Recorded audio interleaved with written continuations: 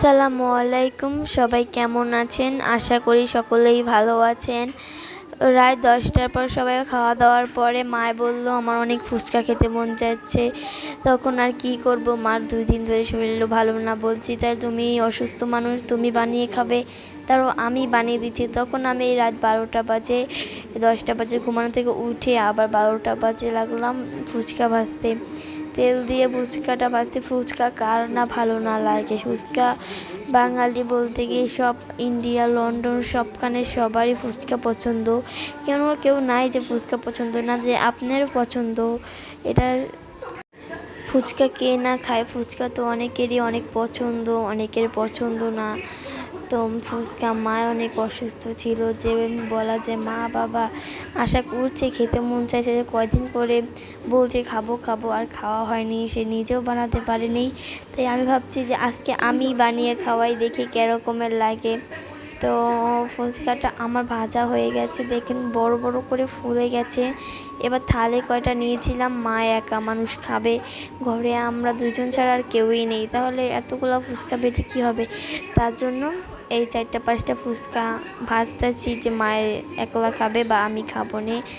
তার জন্য ফুচকা কয়টা বড় বড়, দেখেন ওই সাইডেটা কি সুন্দর হয়েছে। তারপর আলু নিয়ে নিলাম 2টো আলুটি ভালো করে আগে করে নিতে হবে, তারপরে এই ফুচকাটি করবে। তারপর তেঁতুলটা আমি সেই আগে আলু ভর্তা বানানোর আগে আমি তেঁতুলটাকে ভিজিয়ে রাখতেছি। তো তেঁতুলটা ভিজিয়ে রাখলে আর কি ভালো হয়, তার জন্য। আর এই ফুচকা সকলেই ভালো। আর যদি আপনার মা বাবা কোনো সময় খেতে চায়, না বলবেন না, সকলেই আপনি খাওয়াবেন, কারণ বলা যায় না, মা বাবা আশা করে, তারপর যদি না খাওয়ান তাদের মনে আফসোস থেকে যায়। তারপর আমি আলুটা ভালো মতো করে নিয়েছি। এবার আমার এই ছানা হয়ে গেছে। তারপরে আমার এই যে মরিচ চালতে হবে, মরিচগুলো ভালো মতো তেল দিয়ে নাড়াচাড়া দিয়ে দিচ্ছি চুলাটা জ্বালিয়ে। এবার চুলা হয়ে গেল মরিচটি। এবার আমি এই মরিচটাকে করে লবণ দিয়ে ভালো মতো কষলে নিয়ে তারপরে এটা একসাথে ভর্তা বানাবো। এবার ভালো করে যে আলুটি আমি মিশিয়েছিলাম, সেই আলুটির সাথে মিশাতে হবে। ওইভাবে আলুটা রাখলে আর কি ভালো হয়, মানে ভর্তাটা অনেক মজা হয়।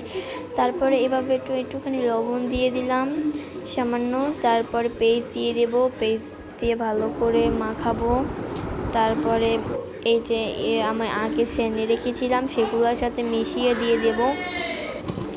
এবার মিশিয়ে দেওয়ানোর পরে একটু ভালো মতো লবণ দেব, আবার টেস্ট করে দেখবো, তারপরে তেল দেব।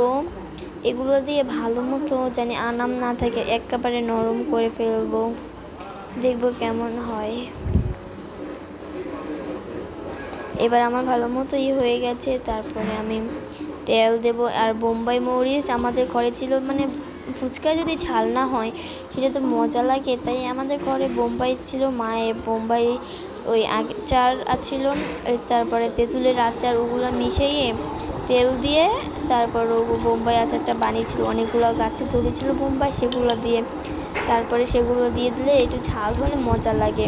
তারপর তেঁতুলটা নিয়ে নেব, তেঁতুলের মধ্যে হালকা একটু চিনি, একটু লবণ, আর তেঁতুলের সঙ্গে যে আমি মরিচটি তেলে ছুঁয়েছিলাম সেই তেলে একটা দেবো, বেশি না, বেশি ঝাল লাগলেও ভালো লাগবে না, কারণ আমি এমনি এখানে বোম্বাই আচার দিয়েছি যখন, তাহলে এত ঝাল ভালো লাগবে না।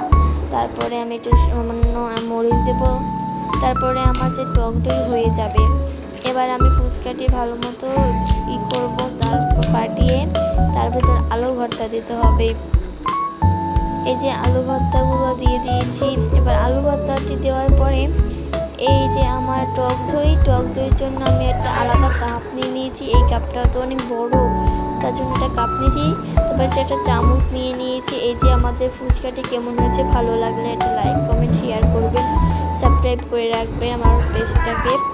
আমার ফুচকা তো অনেক ভালো লাগে, আপনারা কমেন্ট করে জানান আপনাদের ফুচকা কি ভালো লাগে নাকি ভালো লাগে না। ওকে, বাই।